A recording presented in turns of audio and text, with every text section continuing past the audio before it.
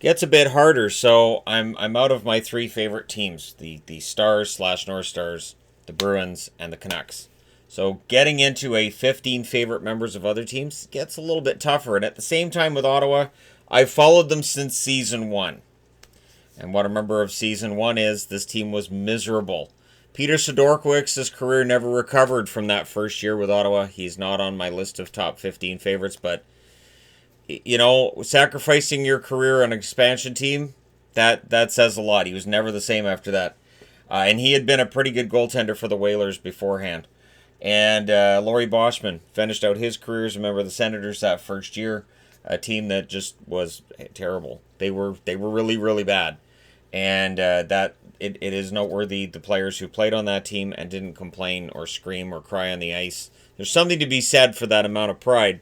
So the list of top 15 is not going to include the big star players. To me, Ottawa's always felt like it's the little brother of the Maple Leafs, whether that's right or wrong. Like the Maple Leafs get all the attention, the Senators don't. And I've always had a personal affinity for the Ottawa Senators right from their first year until now. Despite all of the other stuff that goes on around the team, I can't deny that I still do cheer for the Senators, and I want to see the rebuild done right. I really do. I want to see the rebuild done right. Coming out of the rebuild, it should be interesting to see how this works out for them. So my all-time favorite Senators, number 15, and drawing comments of who? What? When did he play? Norm McIver. The first year they were in the NHL, it was a miserable year for the Senators, but McIver had 63 points. Yeah, Norm McIver did pretty darn well, and he was the bright spot for Ottawa. Because Sidorkiewicz, as I mentioned, it off to the rest of his career. Sidorkiewicz had a save percentage of .856 that year, and I think it was 64 games he played. So, yeah, that's a problem. So Norm McIver was really a standout on a team that didn't really have standouts. So he gets number 15 for me. Number 14.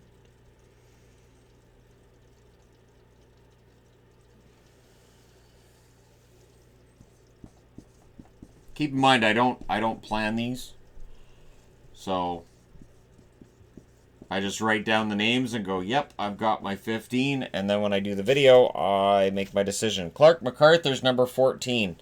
It's a shame his career being shortened by injury and all. We had hoped that with his last return that maybe he could come back for good, and it didn't happen. So MacArthur, a player who, was a pretty decent enough scorer, and injuries derailed him, and it's too bad because he had that leadership capability for Ottawa. He had that definitely inspirational quality to him after coming back from injury, but he couldn't sustain it. So MacArthur, for me, one of the top 15 favorites of the Ottawa Senators. Number 13. Zdeno Chara's not on this list, and Chara was pretty good for Ottawa, but he wasn't one of my favorites. I remember when Boston signed him, I was kind of like, eh. I understood why Ottawa decided to move on from Zdeno Chara, and the reason was number 13. I'll make him number 13. Wade Redden. It's easy to look at the Ottawa Senators right now and look at that decision and say, really? They kept Redden over Chara? Oh, it made sense at the time. They couldn't keep both, and so they kept Redden, and it made total sense. Until a couple of years later, where Redden's game wasn't in the same place, and Chara was proving to be pretty darn good for Boston. So, yeah, Wade Redden, number 13 on this list. Like I said, I don't have Chara on this one. Number 12. Yeah. I know he's a star player.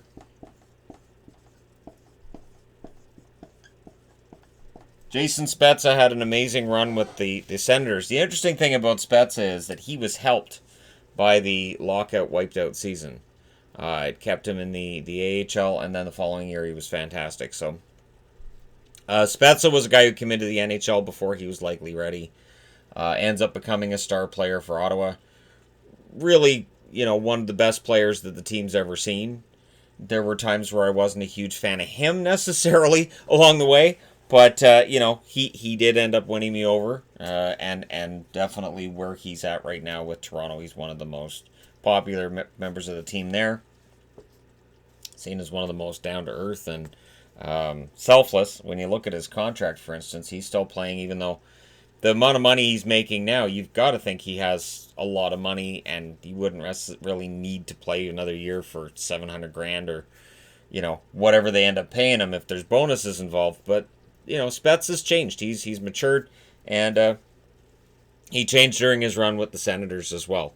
He did there were some who believed he was kind of entitled, that there was some sense of entitlement in his rookie year. I remember. Number 11.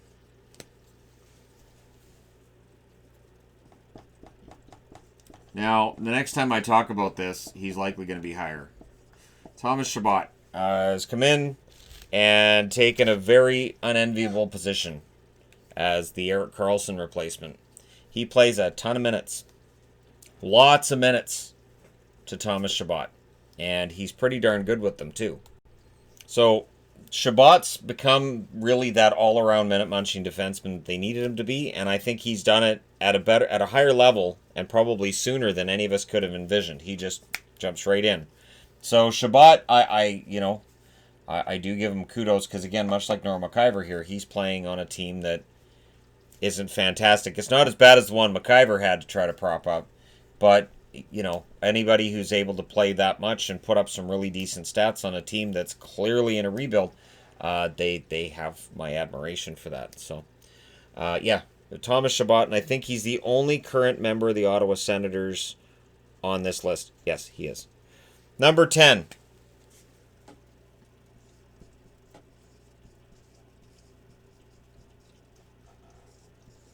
Chris Phillips. Chris Phillips, the all-time games played leader for the Ottawa Senators. The interesting thing with Phillips is, I remember when he was drafted, and the Sens, from that day forward, would be seeing comparisons of him to, other number one draft picks, and I've seen, Phillips wasn't really what he was supposed to. Like, there was talks about whether or not he was a flop early on, and because the offense was just not there, but he played for a very long time. And what I liked about Phillips was no matter what role he had with Ottawa, he took it. And I don't remember anything of him ever complaining about anything in Ottawa.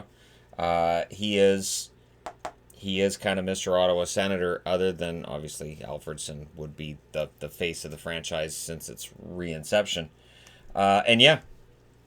Chris Phillips, just a really hard-working, unspectacular offensively, but pretty solid defensively and a pretty tough all-around player.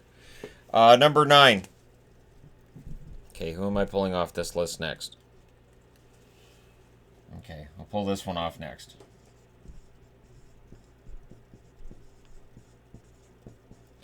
Radek Bonk. Bonk was seen as a flop at one point, and then suddenly he wasn't. So, around the time, I want to say it was the time when Yashin decided, well, I'm not playing, that Bonk decided, hey, this is my chance, and he took it. Radek Bonk was pretty darn good offensively for a while there for Ottawa, and he did take that step, and it's a great name. Really, Radek Bonk is one of the greatest names. It has to be on there, right? So, for me, with the Senators, Bonk was part of the remolding of the Senators when they had to, because Yashin decided, I'm out of here, and it works. Yeah, Yashin is not on the list.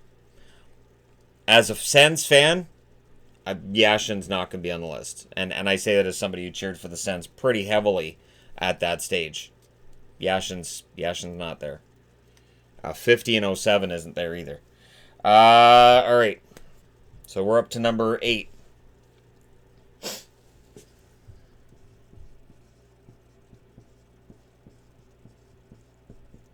see if I can get the spelling right the first try here. Yes. Curtis Lecision. Curtis Lecision, excellent defensive defenseman. People who haven't seen him play don't have a clue who he is, of course. Never an all-star, never a number one defenseman. Lecision went out, did his job every night. Hard-working, hard-nosed defenseman. And I was always a big fan of him and just his play in general. He was pretty darn good in Ottawa. He'd been pretty darn good in other stops. I want to say like Quebec, and I'm not going to get into where else he played. I know he's played in numerous locations. But Lecision was one of my favorites when he was in Ottawa. Again, for much the same reason as Phillips. You've got that unremarkable offensively, but that solid all-around game. So, yeah, I like Lecision a lot. He was legit. And I know there's people who are going to look at this and go, Curtis Lecision, what? Or pronounce it completely wrong because they've never heard of him before. But yeah, no, he's number 8 for me on my favorites. This is not a countdown of the greatest of all time. That's a totally different list, and I'm not doing that right now because I already saw what happens when I just dip my toe into the greatest of all time discussion and people just lose their minds about it. So, number 7.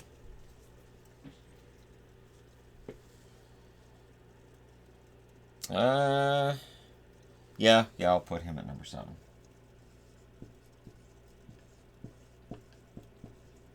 So there are recent Ottawa Senators on here, Ryan Dzingel being one of them. Dzingel, I always thought had that potential, and then last year he scored a bunch of goals, and I thought, well, that's too much. He's likely not that much of a goal scorer. I mean, he's a good, hardworking player, and I like him. I put him in the same categories like Jonas Donskoy, but he scored too many goals last year. And then he signs the contract this year in Carolina, and it shows that he probably scored too many goals last year. I like Dzingel's game a lot. I do think that he's a good team guy. If he ended up being traded by Carolina to either Boston or Dallas or Vancouver, somewhere I cheer for him, I would be very happy. But again, Dzingel, one of those guys that I was rooting for right out of the gate. I was very vocal when this channel was starting up that I was bullish on him and his future. And sadly, that future didn't include the Ottawa Senators in the end.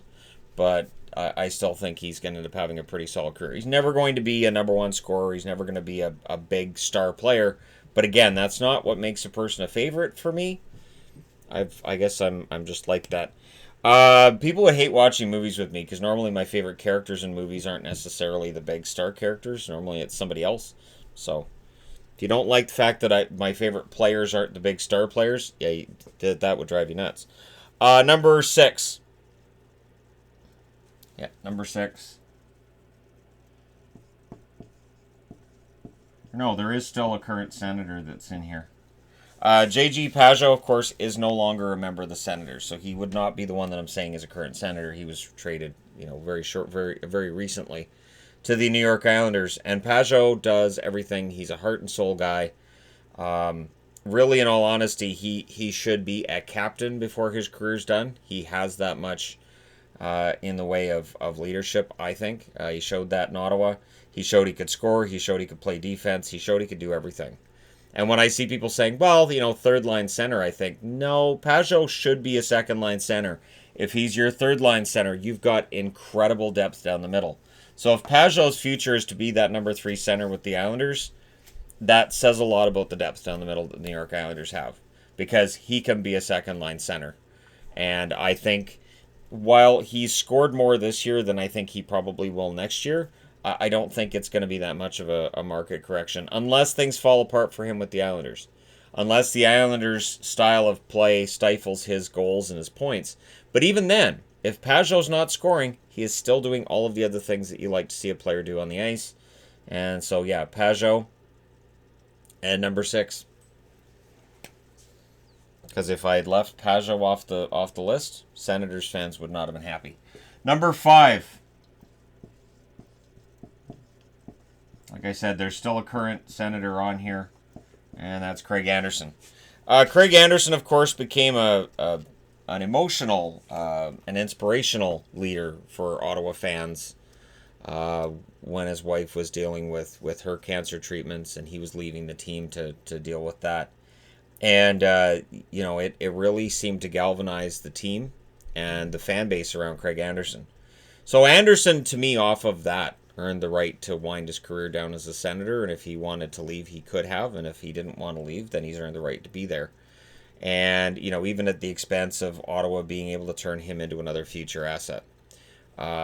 He really was that lightning rod for fans to really gravitate towards. And, you know, I've been a fan of him as a goaltender going back to his Colorado days. He's always been good. Always somewhat underappreciated as a goaltender, I believe, throughout his career. And we'll see whether or not at some point Ottawa says, hey, we can retire more numbers. Let's look at Craig's. So, you know, just throwing that out there because why not? Number 4. So now we're really into the favorites here. Number 4 on my favorites list. My favorites list.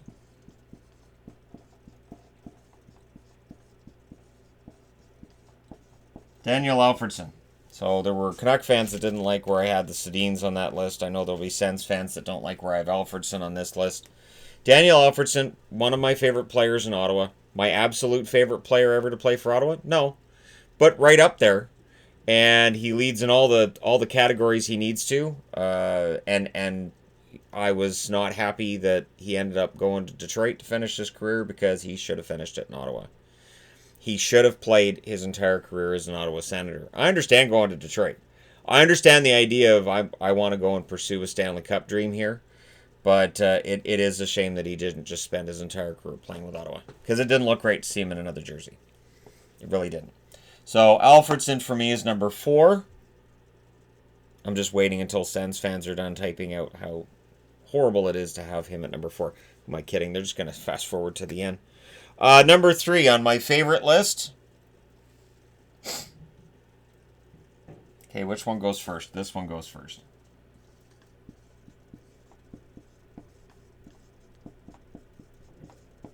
Marc Methot. So hard-nosed, good, solid defenseman, Curtis Lecision, Chris Phillips, Marc Methot. The Ottawa Senators have had a number of those guys. The unremarkable on the surface players that make a big difference. The reason Erik Carlsson was as good as he was is because he's Erik Carlsson, and he was fantastic, but Marc Methot helped. Marc Methot was the one playing defense while Carlsson was playing rover. Marc Methot was the one that was covering. And when Methot ended up being taken from the Ottawa Senators, I think it negatively impacted Carlsson. I don't think it helped Methot either. Now, Methot, of course, injuries wore him down. But Marc Methot, one of the best defensive defensemen I think I've seen. Just remarkable. And again, I understand people are going to see Methot above Alfredsson and they're going to say, seriously? Yes. Among my favorites? Absolutely. Number 2. You guys know this is coming, right? You know this is coming. When Ron Tugnutt went to the Senators, I cheered. I was so happy that Ron Tugnutt was going to the Sens.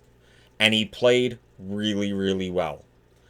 Ron Tugnutt played behind some historically bad teams, like Joe Meloche level historically bad teams. And yet, Ron Tugnutt put up good stats. He was a goaltender that if the game was 5-0 for the other guys, he was still doing everything he could to stop the puck. And he never gave up on it. And he had a couple of nice playoff runs during his career as well, which I thought validated my belief in him. But yeah, he was my favorite goaltender in Ottawa. Although, I will say this, while Patrick Lalime is not in the top 15, his mask was fantastic. The Marvin the Martian mask was really kind of sort of awesome. So Lalime definitely deserves some recognition for that because his mask was fantastic. And of course, Ray Emery, people love Ray Emery. He's not in my top 15, but I understand he'd be in the top 15 of a lot of Sens fans. Number 1, you guys should know where this is going.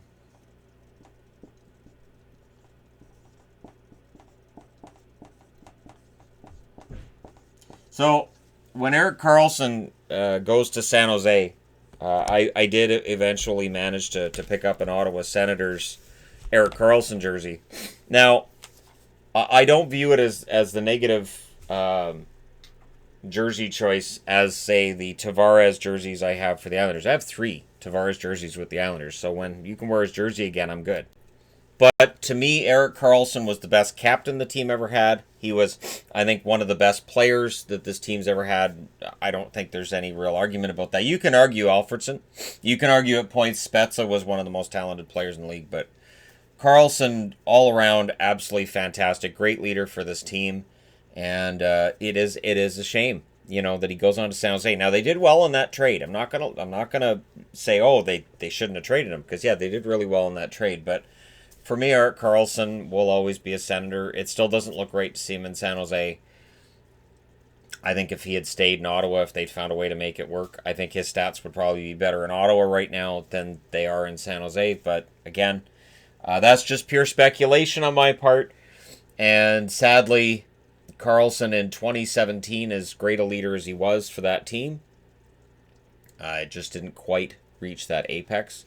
It looked like Ottawa might be on the verge of something really, really special, and that's what made the crash even harder.